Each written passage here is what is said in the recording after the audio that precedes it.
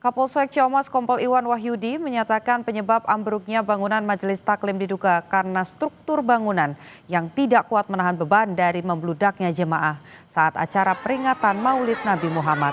Akibat peristiwa ini, 3 orang meninggal dunia dan 34 lainnya mengalami luka-luka. Lokasi sudah kita melakukan evakuasi pembersihan puing-puing ambruknya Majelis Taklim itu. Dan sudah dipastikan clear, sudah tidak ada lagi korban-korban yang tertimbun oleh reruntuhan itu. Dan semua korban kita fokus untuk dibawa ke rumah sakit terdekat yang ada di Bogor, demikian. Oke, sekarang sudah memasuki jam 13:10, sekalian mengkonfirmasi juga Pak, terakhir informasi ada 3 orang yang meninggal dunia. Apakah ada perubahan angka atau sampai dengan saat ini masih sama? Jumlahnya ada berapa Pak yang meninggal dunia? Iya, untuk yang meninggal dunia sekarang ada 3, yang dari Kecamatan Comas 2 orang, Desa Sukamakmur 1 orang, kemudian 2 orang dari Kecamatan Taman Sari, Desa Sukaluyu. Dan sampai saat ini yang meninggal 3 orang itu tetap dan sudah jumlahnya tetap 3 orang, kemudian korban sudah dibawa ke rumah duka masing-masing, demikian. Untuk yang luka-luka Mbak, izin untuk luka-luka bukan 30 tetapi jumlahnya 34 yang masih dirawat di rumah sakit, demikian kan. 34 orang dirawat ya Pak ya, baik. Kalau soal kronologi Pak, sebetulnya apa yang menyebabkan peristiwa ini bisa terjadi begitu?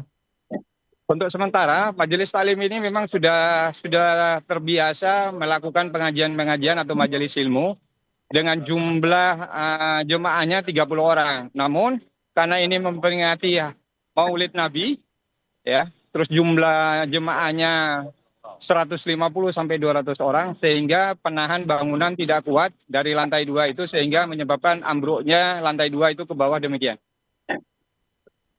Oke, baik. Artinya sekalian mengkonfirmasi bahwa memang kondisi bangunannya juga sudah tua begitu ya Pak, sudah lama?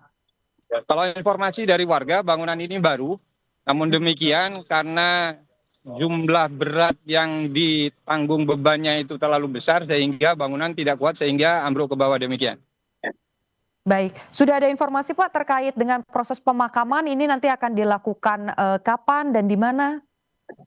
Ya, untuk sementara informasi karena jenazah baru tiba di rumah duka masing-masing, informasinya dikuburkannya hari ini juga di pemakaman umum yang tidak jauh dari lokasi rumah duka, demikian kan. Baik, satu lagi Pak sebelum saya bergeser ke topik yang lain. Bicara soal korban-korban yang terluka, kemudian juga ada yang meninggal dunia, apakah ada bantuan khusus yang diberikan begitu, baik dari pemerintah setempat ataupun juga dari warga begitu misalnya Pak?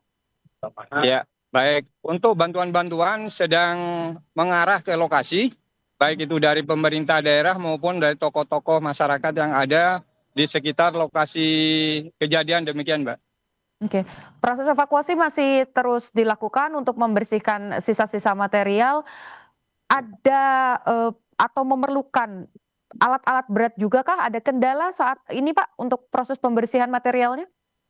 Untuk proses pembersihan kami masih memakai yang manual, tidak memakai alat berat karena lokasi susah sekali untuk ditembus dengan alat-alat berat, hanya bisa dengan alat-alat yang dibawa oleh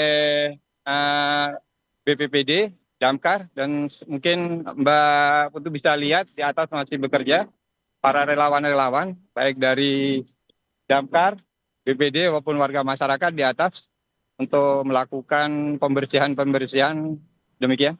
Oke, Pak bisa digambarkan supaya juga yang menonton di rumah begitu ya, menonton Kompas TV, menyaksikan sama-sama, bisa Anda gambarkan sebetulnya lokasinya itu seperti apa Pak? Apakah ada jalan yang kemudian terganggu ataupun juga dekat dengan rumah-rumah warga begitu Pak? Boleh dijelaskan Pak?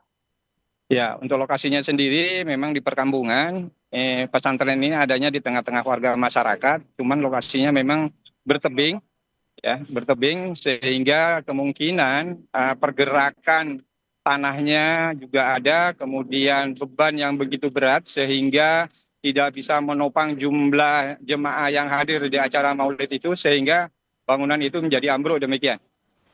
Mhm. Tapi kalau lingkungan di sekitarnya, rumah-rumah di sekitarnya ini tidak ada potensi juga untuk kemudian, struktur bangunannya, berbahaya begitu ya?